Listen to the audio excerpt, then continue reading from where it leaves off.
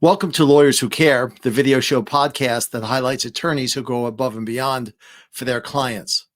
And on each episode, we will meet a new lawyer and they will share stories about when they did go beyond legal counsel for the benefit of their client. My name is Andrew Samalin. I'm the principal of Samalin Wealth, a nationally recognized wealth management firm for lawyers, their firms, and their clients. And let's applaud lawyers who care and learn from them. Today, my guest is Julie Cherico.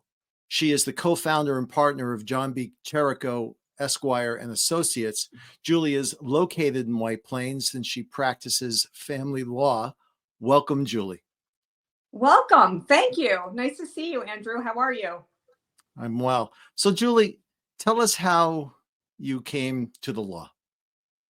So it's a very distinct memory.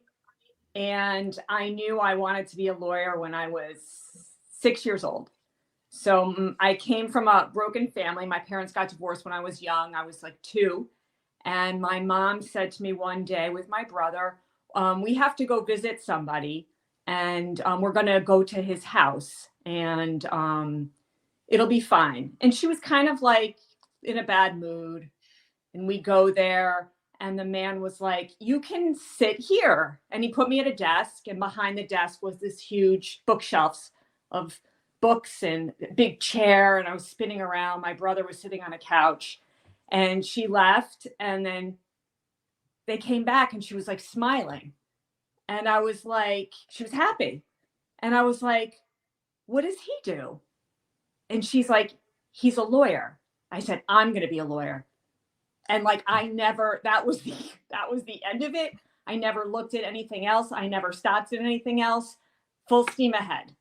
And that's what I wanted to. It didn't start out that way. My practice didn't start out that way, but it's ending the way I thought it would start when I was 6 years old, which was helping women and all that kind of thing.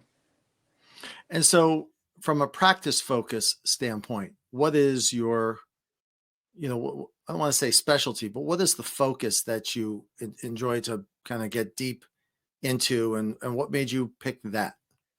So I've been practicing since 1995, and I did real estate, land use and zoning for many, many years. And when the market crashed and there was no more real estate in 2007, 2008, I was like, somebody said to me, you would be a great attorney for children. I was like, huh? What? And they're like, go to the family court. I was like, okay. So connection. And I ended up sitting in family court, and I ended up getting on the attorney for children panel in Westchester County and Putnam County. And my family law experience started with representing children in family court. And family court deals with custody. It deals with neglect cases. It deals with family offense stuff. It's a limited scope. And it's developed into, Supreme Court representing children in matrimonials. And of course I represent mothers and I represent fathers, but the joyous part is representing children, obviously. And you have a great story relating to that, or is there another story that you want to share with us? I mean, like, how do you have a bad story about kids, right? Like, oh, I really hated that kid. That's like very rare. So there's usually one time a year. It just happened actually the other night. I was at not a great area. It was a neglect case. The kids are not documented. And he does speak very good English. And he had a little sister. She was 2. And I literally was like, okay, why don't you come with me? And we'll just grab a car seat. We'll go, you can come with me. You'll be fine. A lot of times you just want to get them in a better environment with more. Who carried the car seat? Stuff like who carried the car seat? I didn't steal them. So I guess it's probably good to say not on here. But one particular situation, I'd represented this girl in and out. Her parents were in and out of family court for many, many years. And she was still going to family court when she was applying to college. And I said, are you applying to college? And she said, I don't really know. And her mother wasn't from this country. And I said to her mother, may I help? And she said, yes. And I said, we're going to meet at the bagel place and we're going to apply to college. And she was like, what? And I was like, just come. And we sat down, and I'm sure, as you know, we sat down, we did the Common App, and we sat and we did it together, and it was time to pay. And she just looked at me and I was like, I got it. And it wasn't about the money. Didn't help her as much as it helped me, because I was like so thrilled to be helping her. She got into SUNY Purchase and she graduated in May. And it was like the greatest thing. She's the greatest girl ever. And it was such a privilege to be able to help a young person get someplace. And she was able to apply for the Excelsior Scholarship because of the income, and she didn't know any of this. So like a loving mother and all that, but didn't have the resources or the knowledge.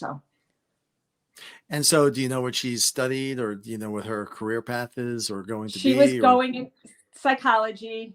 She wants to help kids. So yeah, it's amazing. So I've represented a lot of kids since 2007, but she definitely stands out, and beautiful girl. And there's a bunch of kids that you kind of get close to, and but you want to do more for, but you are not their mother. So yeah.